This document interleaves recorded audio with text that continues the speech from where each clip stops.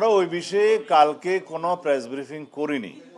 তারপরেও দুই একটা পত্রিকায় যেগুলো নিউজ এসছে আমি দেখছি, যেমন আমার দেশে বোধহয় একটা নিউজ এসছে।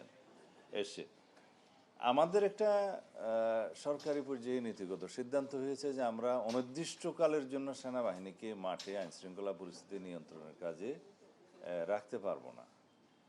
নির্বাচিত সরকার, রাজনৈতিক সরকার দায়িত্ব গ্রহণ করেছে। আমরা পুলিশ বাহিনীকে একটা সুশৃঙ্খল অবস্থায় ফেরত নিয়ে আসতে পেরেছি বলে আমাদের এখন বিশ্বাস জন্মেছে, জনমনেও বিশ্বাস জন্মেছে। তো সেই অবস্থায় আমরা পর্যায়ক্রমে মাঠ থেকে সেনাবাহিনীকে প্রত্যাহার করার জন্য উদ্যোগ নিচ্ছি। এই কথা সত্য, তবে সেটা আমরা কিভাবে করব সেটা পুলিশ এবং সেনাবাহিনী এবং অন্যান্য সংস্থাগুলো বসে তারা পর্যায়ক্রমে সেই ব্যবস্থাটা নেবে। প্রতিদিন গোসলে সিরামের উজ্জ্বলতা মেরি সিরাম সোপ বার।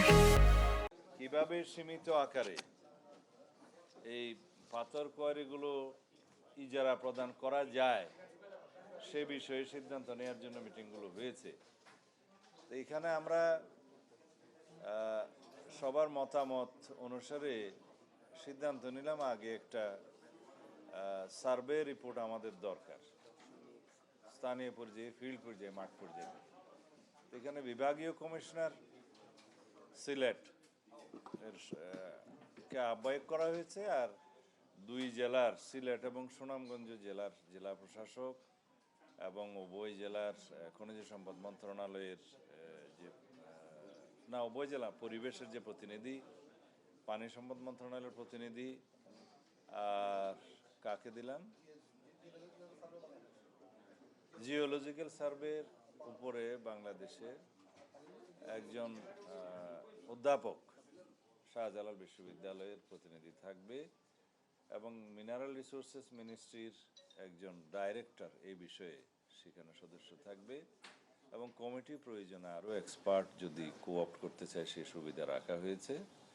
তারা বসে ফিজিক্যালি স্পটগুলো দেখে যে নদীগুলো সিলট্রেট হয়ে যাচ্ছে ইন্ডিয়া বাংলাদেশ বর্ডারে, যেখানে ওয়াটার ব্যারিকেড হয়ে যাচ্ছে, পাথর এবং বালি জমা হয়ে, সেগুলো পরীক্ষা করবে।